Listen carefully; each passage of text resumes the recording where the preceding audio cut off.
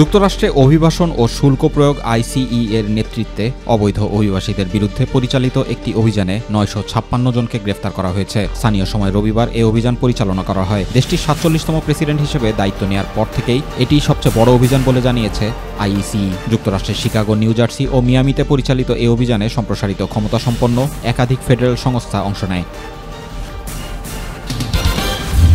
যুক্তরাষ্ট্রের আন্তর্জাতিক উন্নয়ন সংস্থার সিনিয়র 60 কর্মকর্তাকে ছুটিতে পাঠিয়েছে ট্রাম্প প্রশাসন। বিষয়টির সঙ্গে সংশ্লিষ্ট সূত্র জানিয়েছে, বিশ্বব্যাপী ওয়াশিংটন সহায়তার সুবিধা স্থগিত করার পরই এমন সিদ্ধান্ত নিয়েছে। ট্রাম্প প্রশাসন শনিবার ইউএসএআইডির কর্মীদের প্রতি আহ্বান জানিয়ে বলেছেন, আমেরিকা ফার্স্ট পলিসি অনুযায়ী বিশ্বব্যাপী সহযোগিতা কার্যক্রম কিভাবে পরিবর্তন করা যায় তার জন্য সহযোগিতা চাওয়া হয়েছে। যদি কেউ এই নির্দেশনা অমান্য করে তার বিরুদ্ধে যথাযথ পদক্ষেপ গ্রহণ করা হবে।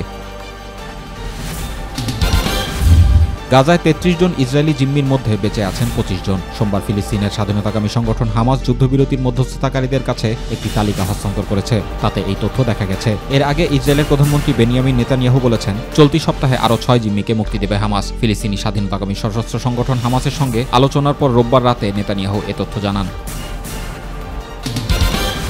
বেলারুশের প্রেসিডেন্ট নির্বাচিত হয়েছেন আলেকজান্ডার লুকাশেঙ্কো।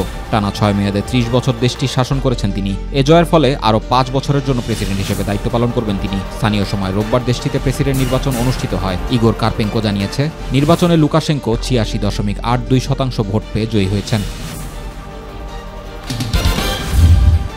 সবকিছু ঠিক থাকলে চলতি বছর সেপ্টেম্বরেই মিলবে রাশিয়ার গামালিয়া রিসার্চ ইনস্টিটিউটের তৈরি ক্যান্সারের টিকা। সংস্থাটির পরিচালক আলেকজান্ডার গিন্সবার্গ সোমবার রাশিয়ার রাষ্ট্রায়ত্ত বার্তা সংস্থা রিয়া নভস্তিকে দেওয়া এক সাক্ষাৎকারে এ তথ্য জানিয়েছেন। রিয়া নভস্তিকে গিন্সবার্গ বলেন, চিকিৎসা ক্ষেত্রে এই টিকার ব্যবহার সংক্রান্ত অনুমোদনের আমরা স্বাস্থ্য মন্ত্রণালয়ের ইতোমধ্যে আবেদন করা হয়েছে। মন্ত্রণালয়ের অনুমোদন দিলে আগামী সেপ্টেম্বর থেকে চিকিৎসা ক্ষেত্রে এই টিকা ব্যবহার করা সম্ভব হবে।